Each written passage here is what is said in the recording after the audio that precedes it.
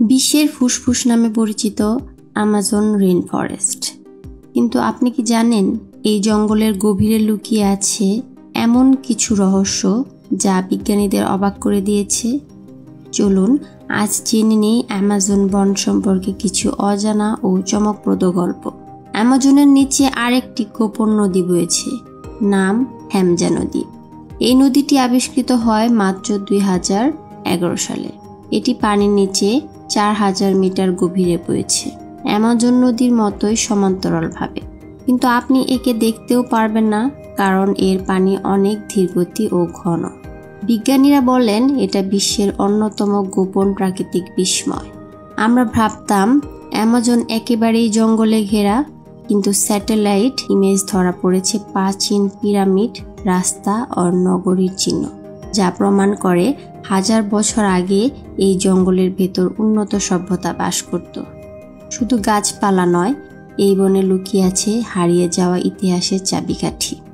অ্যামাজনে আছে এমন এক গাছ যার নাম ওয়াকিং পাল্ম ট্রি। বিজ্ঞানীরা বলেন এই গাছ বছরে প্রায় 20 মিটার পর্যন্ত হেঁটে যেতে পারে।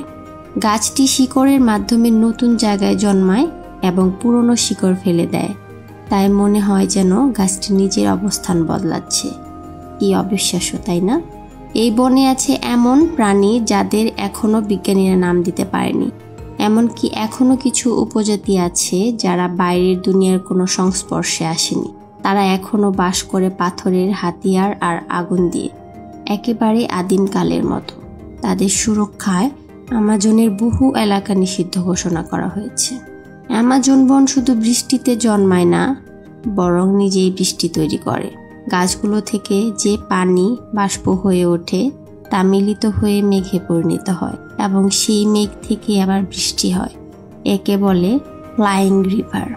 এটাই অ্যামাজনের এক অসাধারণ বৈশিষ্ট্য, যা পৃথিবীর আবহাওয়ার ওপর বিশাল প্রভাব ফেলে।